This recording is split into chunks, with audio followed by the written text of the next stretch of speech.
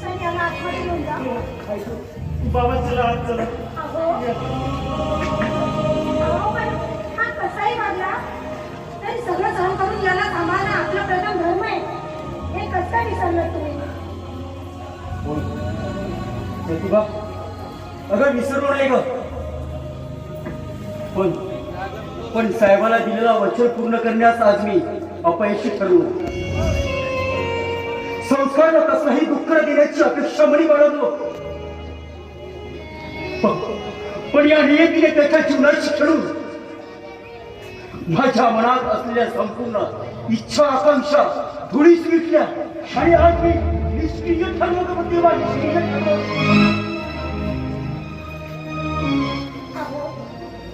हे बघा, दगडाला घडवताना एक शिल्पकार जेव्हा दगडाला घडवत असतो तेव्हा त्या दगडाच्या चिरायू त्या शिल्पकाराला बसतातच ना.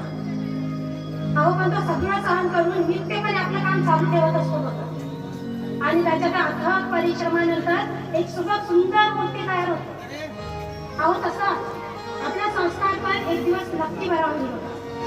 तुम्ही वाईट नका वाटून घेऊ. संस्कार बरा होईल का? पण कधी आम्ही त्याला सांभाळता हे जग सोडून गेल्यावर की काय? अगं त्याला मी बरं करण्यासाठी काय प्रयत्न केला नाही का? देव धर्म केलं, तांत्रिक मांत्रिक केलं, डॉक्टर केलं, तरी पण त्याच्यात काठावर सुधारणा होऊ शकली नाही. मग पुन्हा काय केल्यानंतर तो मला काय केल्यानंतर नमस्कार. नमस्कार नमस्कार. साहेब लहान तोंडी मोठा घालते बोलू का? बोला. साहेब तुम्ही तुमच्या मुलाचा भोळपणा दूर करण्यासाठी सर्व प्रयत्न. अगदी बरोबर बोलले. पण त्याचा भोळपणा खरंच नाही का? त्याच्यासाठी उपाय सांगू का? हो सांगा ना. संस्कारला बरं करण्यासाठी जगातला कुठलाही उपाय करायला आम्ही तयार आहोत. मग त्यासाठी कितीही पैसा सर्वांना तरी चालेल.